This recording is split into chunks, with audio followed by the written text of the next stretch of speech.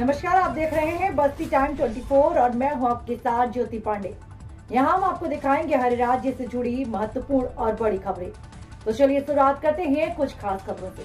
लेकिन उससे पहले अगर आपने चैनल को सब्सक्राइब नहीं किया तो सब्सक्राइब कर लें और खबरों को शेयर करें और लाइक करें ताकि हर खबरों की अपडेट सबसे पहले मिले आपको। श्री अयोध्या धाम में 22 जनवरी का प्राण प्रतिष्ठा कार्यक्रम दुनिया के अंदर जहां कहीं भी सभ्यता और संस्कृति को कुचला गया होगा, उनके लिए एक आस है, एक नया विश्वास है। सीएम योगी। संवाददाता वसीम अहमद।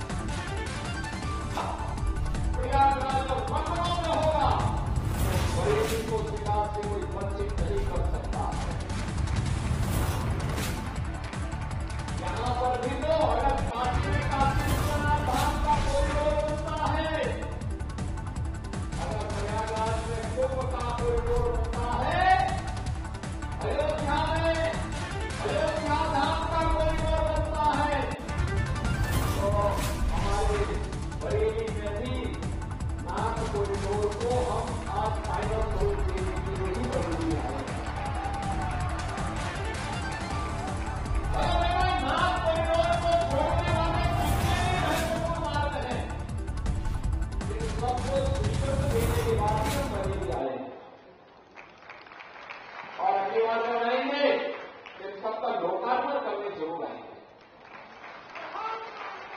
क्योंकि ये हमारी विरासत की पहचान है। यही तो प्रधानमंत्री मोदी जी ने कहा। आजादी के अमृत महोत्सव को संबोधित करते हुए प्रधानमंत्री मोदी जी ने 140 करोड़ भारतवासियों के सामने एक लक्ष्य रखा और लक्ष्य रखा कि हमें आज तो देश की आजादी के 75 वर्ष पूरे कर रहे हैं, लेकिन जब देश अपनी आजादी का 100 वर्ष पूरा करेगा, शताब्दी महोत्सव मनाएगा, तब कैसा भारत चाहिए, कैसा भारत चाहिए? एक ऐसा भारत जिसे आप विकसित भारत कह सकते हैं।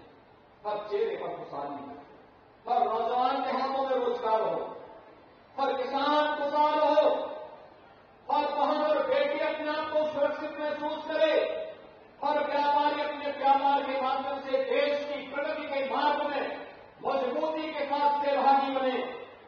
भारत का हर नागरिक अपने कर्तव्यों का निर्वहन करते हुए इस दिशा में प्रयास करेगा तो विकसित भारत बनने से दुनिया की कोई ताकत रोक नहीं सकती है। और इसके लिए प्रधानमंत्री जी ने 5 संकल्प पंचप्रण के रूप में हम सबके सामने रखे। आज हम सब एक नए भारत का दर्शन कर रहे हैं, एक ऐसा नया भारत जो वैश्विक स्तर पर जब चलता है तो दुनिया उसका अनुसरण करती है। एक ऐसा भारत जिस पर आज पूरी दुनिया गौरव की अनुभूति करती है, जो भारत की 140 करोड़ की आबादी के गौरव को बढ़ाता है, उनके सम्मान को बढ़ाता है। तो देश के अंदर सुरक्षित हुआ भारत। आज प्रधानमंत्री मोदी जी के नेतृत्व में पूरा भारत अपने आप को सुरक्षित महसूस करता है।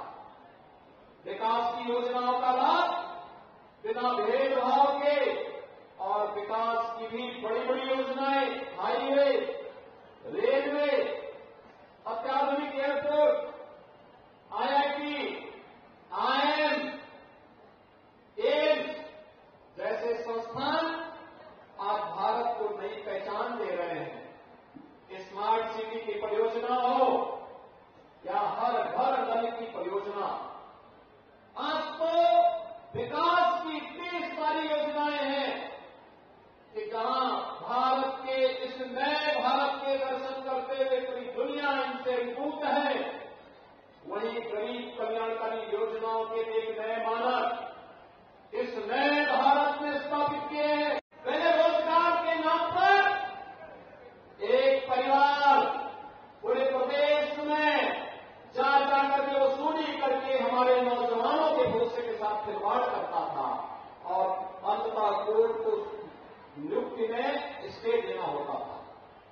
हमने पिछले 6 वर्ष में भाइयों बहनों 6 लाख नौजवानों को सरकारी नौकरी दी है।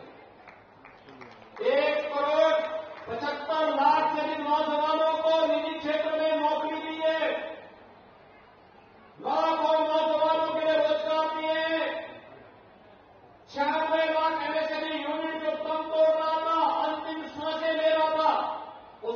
पुनर्जीवित करके देश का एक ब्रांड बनाया है। आज रोडियोगी की बात, वन डिस्ट्रिक्ट वन प्रोडक्ट की बात पूरे देश के अंदर हो रही है। पहले बेटी स्कूल नहीं जा पाती थी, पहले मार्केट नहीं जा पाती थी, क्योंकि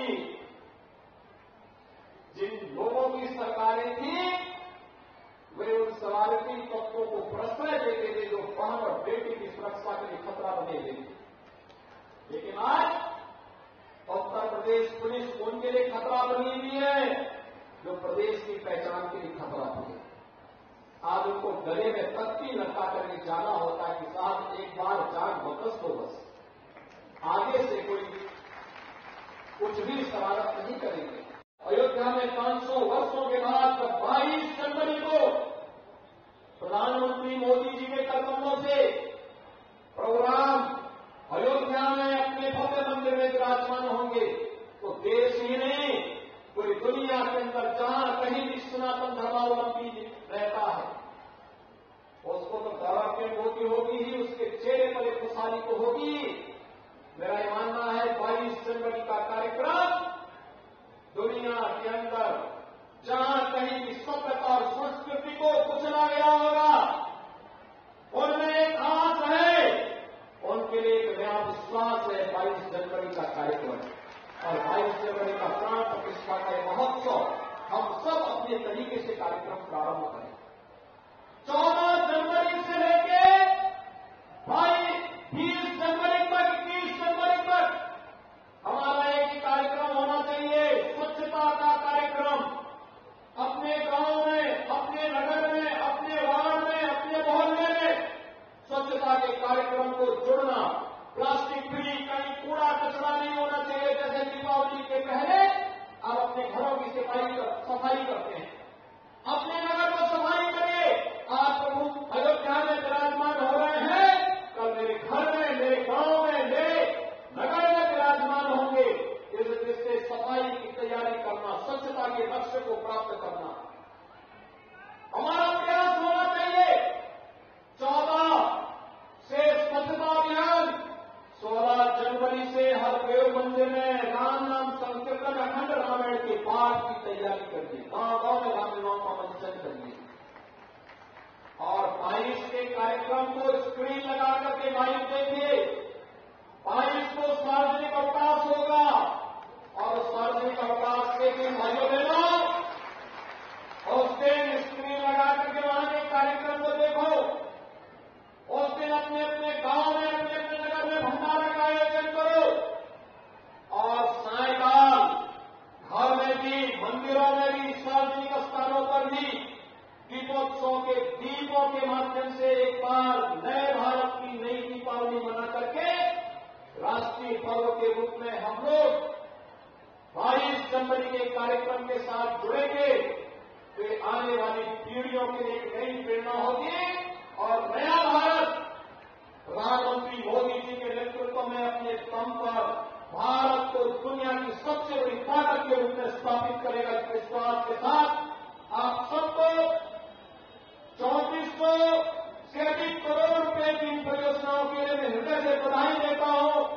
मकर संक्रांति और प्राण प्रतिष्ठा महोत्सव की अपनी शुभकामनाएं भी देता हूं और आपका आह्वान भी करता हूं कि आपको अयोध्या आना है, लेकिन 22 के बाद जिस दिन आपके जनप्रतिनिधि और संगठन के लोग कार्य योजना बनाएंगे उस कार्यक्रम के तहत आपको अयोध्या आकर के प्रभु के दर्शन करने के लिए अपने आप को